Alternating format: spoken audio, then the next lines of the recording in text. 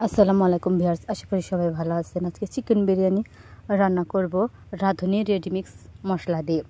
তো বিরিয়ানিটা রান্না করার জন্য চুলায় একটা প্যান বসিয়ে দিয়েছি। প্যানে 1 কাপের মতো সয়াবিন তেল নিয়েছি। হাফ কাপ পেঁয়াজ কুচি দিয়ে পেঁয়াজগুলোকে খুব ভালো করে লাল লাল করে ভেজে নেব।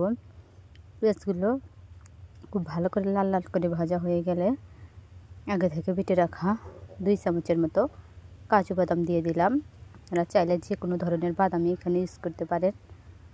1 চামচ টমেটো সস দিয়ে দিলাম। 1 চামচ রসুন বাটা, 1 চামচ আদা বাটা দিয়ে দিলাম।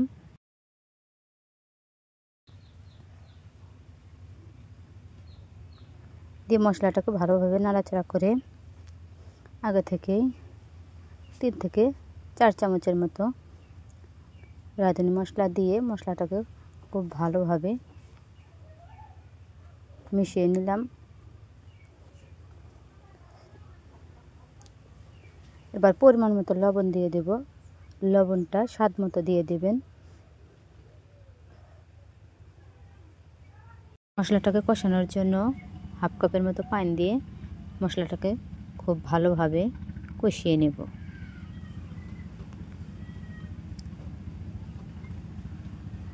মশলাটা খুব ভালোভাবে কষানো হয়ে গেছে।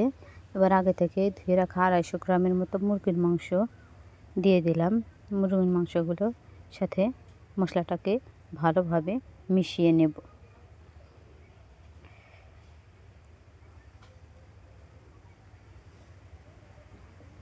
এবার ঢাকনা দিয়ে ঢেকে মাংসটাকে 7 থেকে 8 মিনিট সিদ্ধ করে নেব।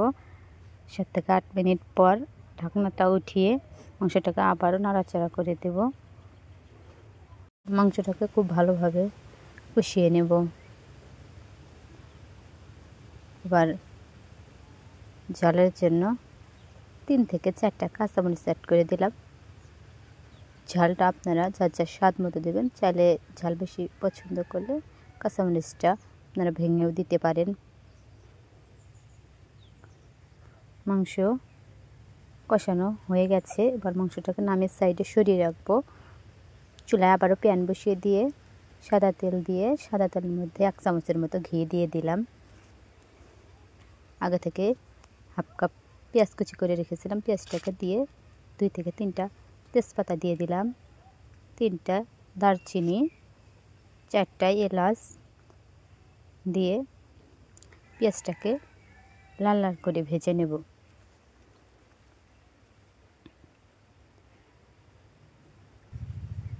পেঁয়াজটা ভাজা হয়ে গেছে। এ পর্যায়ে আগে থেকে ধুয়ে রাখা পোলার চাউল দিয়ে দিলাম। এবার চাউলটাকে খুব ভালোভাবে ভেজে নিতে হবে। চাউলটা যত সুন্দর করে ভাজা হবে বিরিয়ানিটা তত পারফেক্ট হবে।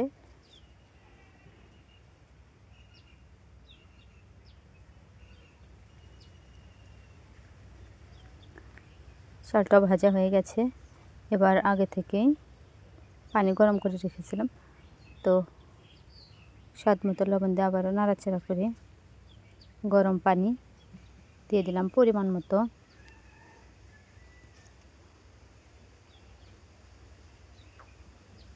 এবার লিকুইড দুধ দিয়ে দিলাম 1 কাপের মতো।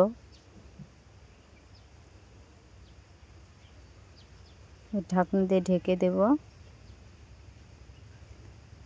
ফ্লেভারের জন্য 3 থেকে 4টার মতো কাঁচামরিচ অ্যাড করব।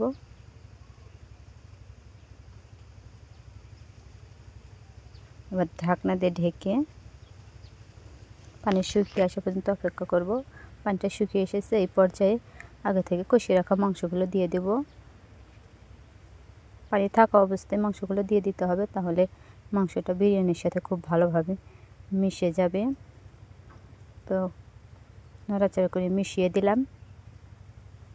এবার আবারও ঢাকনা তুলে বিরিয়ানিটাকে ওপর নিচ করে দেব। ওপর নিচ করে বিরিয়ানিটাকে ঢাকনা দিয়ে ঢেকে দেব। চুলার আঁচ কমিয়ে কিছুক্ষণ ঢাকনা দিয়ে রেখে আবারও ঢাকনাটাকে উঠিয়ে আবারও ওপর নিচ করে দেব।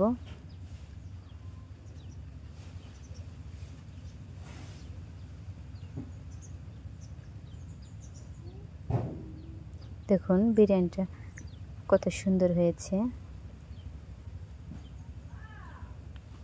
এবার 1 চামচ ঘি দিয়ে ঘির সাথে বিরিয়ানিটাকে খুব ভালোভাবে মিশিয়ে নেব।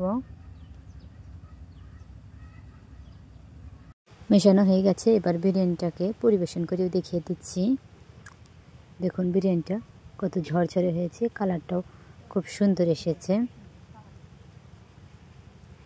ভিডিওটি ভালো লাগলে অবশ্যই লাইক, কমেন্ট, শেয়ার করতে ভুলবেন না। খোদা হাফেজ।